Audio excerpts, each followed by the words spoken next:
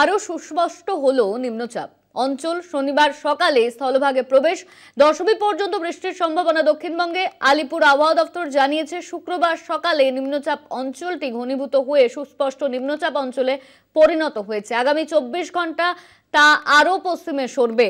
আগামী 24 ঘন্টায় তা আরও পশ্চিমে সরবে, এমনই কিন্তু আবহাওয়া দপ্তর সূত্রে খবর। ষষ্ঠী থেকে বৃষ্টি কমার সম্ভাবনা দক্ষিণবঙ্গে। ষষ্ঠী থেকে বৃষ্টি কমার সম্ভাবনা দক্ষিণবঙ্গে।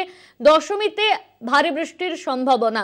ষষ্ঠীতে বৃষ্টি কমতে পারে, এমনই কিন্তু হাওয়া অফিস সূত্রে খবর। নিম্নচাপের প্রভাবে বৃষ্টির সম্ভাবনা বঙ্গে, তবে ষষ্ঠীতে বৃষ্টি কমতে পারে দক্ষিণবঙ্গে। আবারও দশমীতে বৃষ্টি হওয়ার সম্ভাবনার কথা জানানো হচ্ছে হাওয়া অফিসের তরফে। এই নিয়ে আমরা কথা বলবো। আমাদের সঙ্গে রয়েছেন শাশ্বতী রায়। শাশ্বতী, ষষ্ঠী থেকে বৃষ্টি কমার সম্ভাবনা দক্ষিণবঙ্গে, আবার দশমীতে বৃষ্টি হওয়ার কথা বলা হচ্ছে হাওয়া অফিসের তরফে। দেখো, ষষ্ঠী নয়, সপ্তমী থেকে, অর্থাৎ ষষ্ঠী থেকেই বৃষ্টির তোড় কমবে এবং 28, 29, 30 এই 3 দিনই বৃষ্টির তোড় কমার কথা জানিয়েছে আলিপুর আবহাওয়া দপ্তর। এবং সেক্ষেত্রে নবমী রাত থেকে বৃষ্টি কিন্তু আবারও বাড়বে দক্ষিণবঙ্গের ক্ষেত্রে। তবে আজ এবং আগামীকাল, অর্থাৎ চতুর্থী রাত এবং পঞ্চমী সকাল, এই 2 দিন বৃষ্টি যথেষ্ট মাত্রায় বাড়বে বলে জানাচ্ছে হাওয়া অফিস। তার অন্যতম কারণ নিম্নচাপের প্রভাবে বৃষ্টি জারি থাকবে দক্ষিণবঙ্গে এবং এই বৃষ্টি কার্যত উত্তরবঙ্গেও বজায় থাকছে।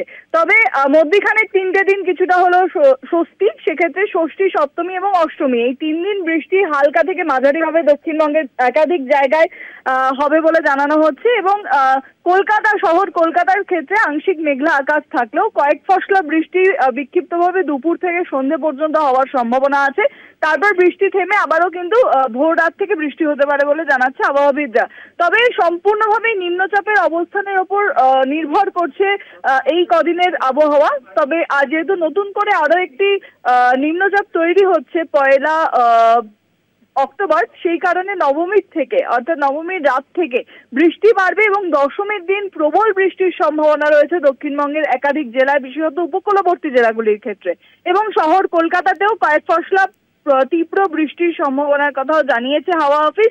তাই বোঝাই যাচ্ছে যে পুজোর জন্য কিন্তু সঙ্গে ছাতা নিয়ে বেরোতেই হবে বঙ্গবাসীকে এবং এই বৃষ্টি জারি থাকবে সারা পুজো জুড়েই। তবে দশমীর দিনে কিন্তু বৃষ্টির তোড় আরো অনেকটাই বাড়বে বলে মনে করা হচ্ছে।